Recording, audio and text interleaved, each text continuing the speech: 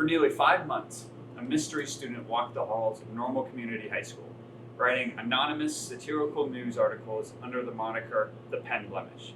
Beginning January 22nd, the Pen Blemish Instagram account published 28 posts, each cataloging the stories of NCHS, offering a comedic commentary on community's current events. From prom royalty, the drama department's production of Rumors, to the leaky junior hallway ceiling. Students speculated at who was penning the satire until on Wednesday, May 11th, when the author of the Pen Blemish revealed themselves during the final presentation in Mr. Feeney's second hour AP Literature and Composition class.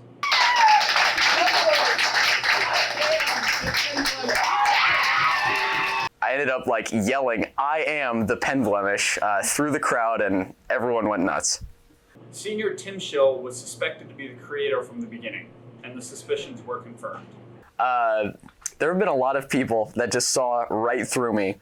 On the third day, literally the third day of Pen Blemish existing, Mr. Robinson came up to me in the hallway and he's just like, "Hey, are you behind the Pen Blemish?" I was like, "Shoot." Tim worked alone on the Pen Blemish, but he garnered inspiration from other satirical and comedic sources. So obviously the biggest inspiration was The Onion. I've been a big Onion fan for a long time now, and I think their level of sarcastic satire was sort of the thing that I was going for. And obviously the color scheme of green and white and black was also something I was going for. There's a comedian, he's a YouTuber, you might know him from the Road Workahead Vine, Drew Gooden.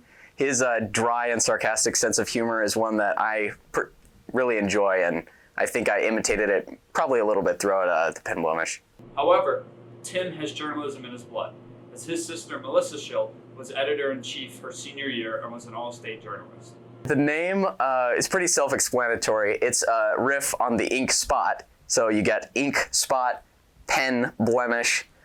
As the lone contributor to the Pen Blemish, Tim created an intricate and unique process to how he created articles. So Pen Blemish starts with this notes file that I have on my phone. It's a locked notes folder that just has all of my Pen Blemish ideas, everything that will be and never will be. But the majority of the writing actually happens the day before I'm supposed to post an article, where I'm just like, all right, I gotta be funny, I gotta think of something here, and then I'll basically just write down whatever comes to mind on a Google Doc. Despite the fanfare around his reveal, the Ink Spot had some ethical questions about Tim's creation. In a post made on January 24th, titled "Archive Club Accidentally Mummifies Teacher to Preserve School History," Tim took the liberty to fabricate a quote from Social Studies Department teacher Mr. Hunter Watts. Tim claims he has the right to do this. It's satire. I don't think that every quote has to be a real thing. I think I have the artistic liberty to make up stuff that people didn't say, as long as it's reasonable that they wouldn't say this. This artistic liberty became a pattern for Tim throughout the Pen Blemish's run. So I forget which article it is. I think it's the mask mandate article.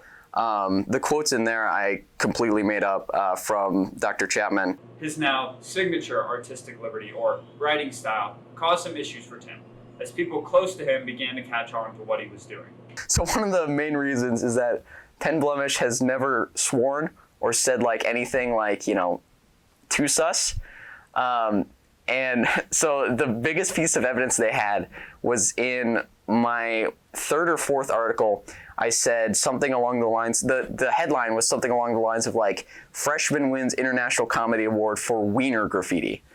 Despite the positive reaction to Tim's work, he doesn't plan to personally keep the Pen Blemish running, but the door remains open.